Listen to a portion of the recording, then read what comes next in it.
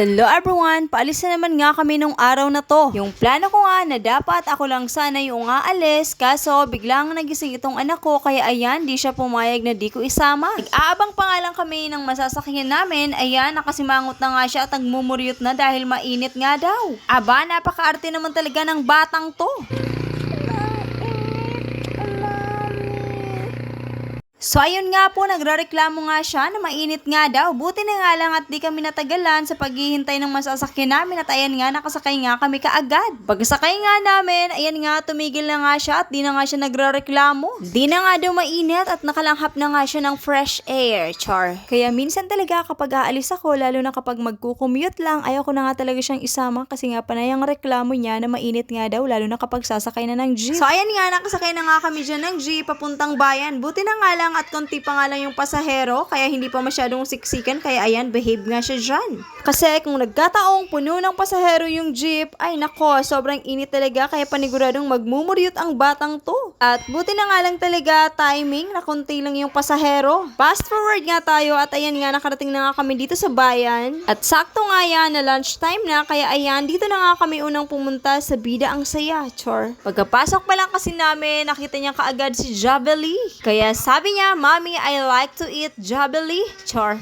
Pinaupo ko na nga muna siya habang ako naman ay umorder na ng aming foods. Then, after ko nga mag-order, bumalik na nga ako dun sa kanya at hinahanap niya na nga sa akin yung kanyang Chicken Joy. Sabi ko naman sa kanya, pakinggan niya at hintayin niyang tumunog yung hawak niya. Then, pag tumunog na or nag-vibrate, saka namin kukunin yung kanyang Chicken Joy. Kaya ayan, seryoso nga siya at pinapakinggan niya talaga. At curious nga talaga siya sa hawak niya at tinititigan niya talaga yung light na nagbiblink. Panay pa nga yung tanong niya dyan sa akin, bakit daw hindi pa tumutunog ang tagal daw ng kanyang Chicken Joy. Mga bata talaga, sobrang bilis mainip. Kapag ginusto nila, gusto makuha ka agad. Makalipas nga ang ilang minuto, eto nga at nakuha ko na nga yung in-order namin na foods. Ali, yung in-order ko ang pagkain, 1-piece Chicken Joy para sa kanya at ako naman burger steak lang, sapat na. Char. Pass muna ako sa chicken. Gustuhin ko man kumain kaso bawal sa akin. Naakit na nga ako sa mga punto na yan kasi nga amoy pa nga lang nung chicken ay sobrang sarap na. Pero never pa rin akong tumikim kahit konti. Habang ito namang anak ko ay kumakain na nga ng chicken at sabi niya nga super yummy daw.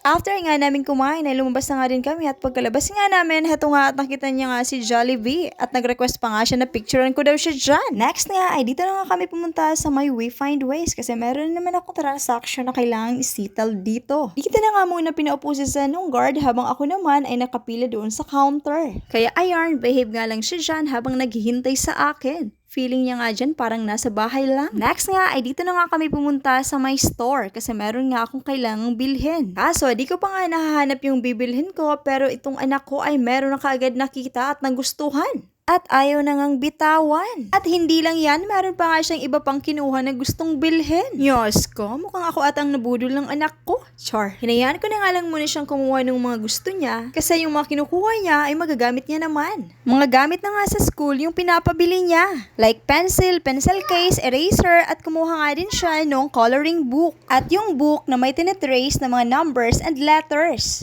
Ayan na nga at ginawa niya na nga ang pushcart yung basket. Pumunta na nga siya dito sa may counter kasi babayaran na nga daw niya yung mga kinuha niya. Char. Sabi ko nga sa kanya, ako na yung magbibitbit at magdadala nitong basket dito sa may counter at ako na nga yung magbabayad. Kaso ayaw niya nga kaya siya na lang yung nagdala at pumunta nga dito sa counter. Ayan nga, siya pa nga naglagay nito isa-isa. Tiyanak pa talaga niya akong kompleto yung mga kinuha niya. Kala niya siguro babawasan ko yung mga inad to basket niya. Pasiguro ni Manay mo, di basang maagta, char. Binigay ko na nga sa kanya yung cash at siya na nga yung pinagbayad ko. Nakakatuwa nga itong si San kasi parang alam na alam niya talaga yung ginagawa niya. Sanay na sanay nang mamili, pwedeng-pwede ng utusan, char. At pati nga rin itong si ate na cashier ay tuwang-tuwa nga rin kay Zan. After nga naming mamili ay pumunta na kami dito sa may LCC kasi dito nga kami nagkita ng kanyang tito Buboy. Bali kapatid nga yan ng daddy ni Zan. Nagkita nga kami dyan kasi meron nga akong binigay sa kanya. Pagkakita nga ni Zan sa kanyang tito Buboy ay nagpakarga nga kaagad siya. Magkabati sila that time kasi minsan magkaaway yan. Char. Di na nga rin nagtagal at umalis na nga rin ang kanyang tito Buboy at kami naman nga ay pumunta na nga dito sa may grocery. Heto nga kapag mag-grocery kami, isa nga to sa mga gustong gusto niya ay ang sumakay dito sa cart. Kaya kapag pumupunta talaga kami ng store or sa grocery talagang naghahanap siya ng cart. Kasi nga tuwang-tuwa talaga siya kapag nakasakay siya dito. Ayan nga, mag-start na nga kami dyan na mag-add to cart, char.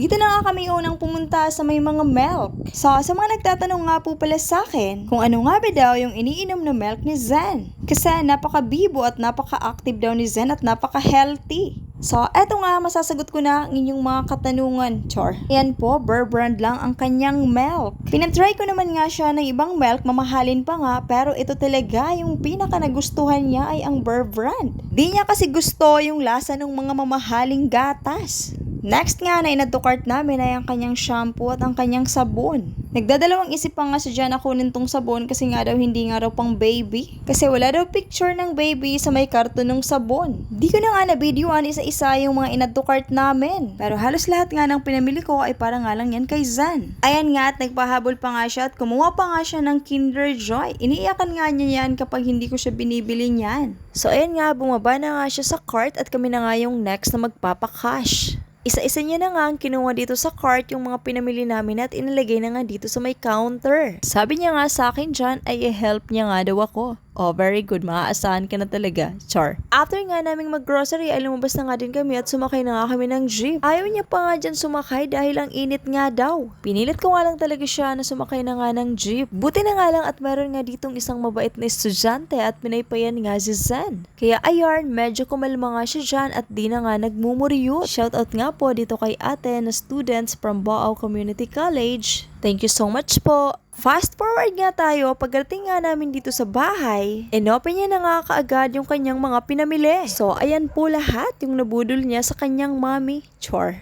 So, hanggang dito na nga lang muna po. Thank you for watching. God bless. Bye.